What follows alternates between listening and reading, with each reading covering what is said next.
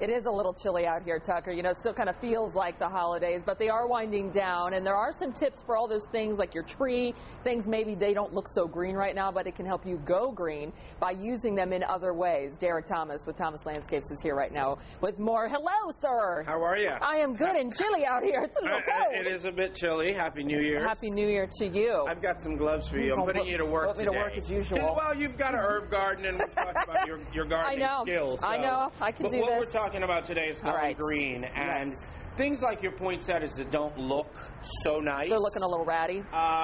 You know, what you can do is one of two things. A poinsettia that looks like this, that's completely lost all of its green leaves, it will leaf back out. You can leave it be, it'll leaf back out, or you can take one like this and you can see that Mother Nature's already giving us the cues as to where to cut, and you've got some young growth coming in there. So and what'll happen is you cut right above it, and you can see that those leaves will eventually fill in and become a really nice green plant. It'll keep doing it. And the other thing is just trying to protect the plants that you have right now with the cold. How can you use this stuff? Protecting your plants, because it's going to dip down next week. And things like this gardenia, which is called a broadleaf evergreen, because it does not lose its leaves, and it has a big leaf. It's not a coniferous leaf.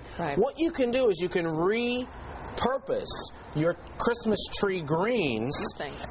This one I took the wreath, and I actually, not the wreath, but the garland, and I wrapped the pot. And then what you can do is, for the cold temperatures that are coming up, you can actually take the greens and create a little bit of a teepee around the plants. What that's going to do is it's going to create a windbreak, so that when those strong north winds come in, the plants aren't going to get windburn. Now, let's say you didn't have these, the Christmas tree, the real tree. What else could you use to do that? The other thing that you could use is you could use leaves. I've piled up leaves and things like that in the garden that you can pile up around it. Basically, what you want to do is create a wind barrier for those. And that's a good thing to do. Now, what about those holiday centerpieces?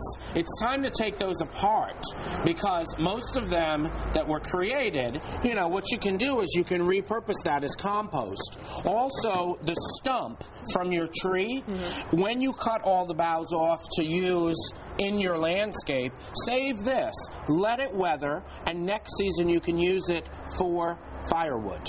So it's a great recycling thing. The other thing is that if you are going to recycle your tree, most municipalities have a recycling program. So make sure that you check with them and you get it out there in time. Otherwise, it'll go into the landfill. Or you can grind it up yourself. Or we can grind it up yourself. Now, what I've got here, Sarah, I've got some compost that's already started to break down. I've got some leaves from the garden. I've got a little bit of mulch, and then I've got some garland trimmings.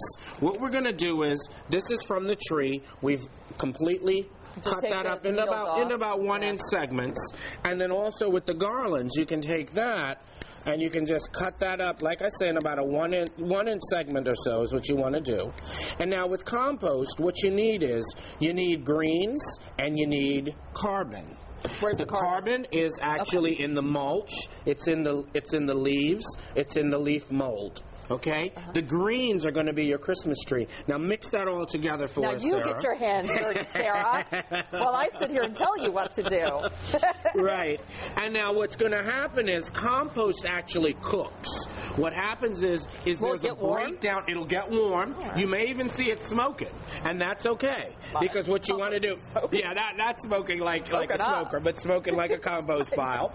And what you want to do is you want to make sure that you've got a good blend of the carbon and of the greens, because the greens are the nitrogen. That is going to create that chemical process of breakdown, and what you're going to have come spring is a wonderful, wonderful top dressing for your plants. All right. Well, such great tips. I appreciate that. I think my compost, is it well mixed? It's well mixed. My carbons and greens are all together? Your carbons and greens look good. Yeah, you just want an even consistency straight across. Okay, well, you always have such great tips. We appreciate it, Derek Thomas. Thank you. Go to our website, myfoxdc.com, for those tips as well. Back to you, Tony. Happy New Year. Happy New Year to Derek as well. Thank you both.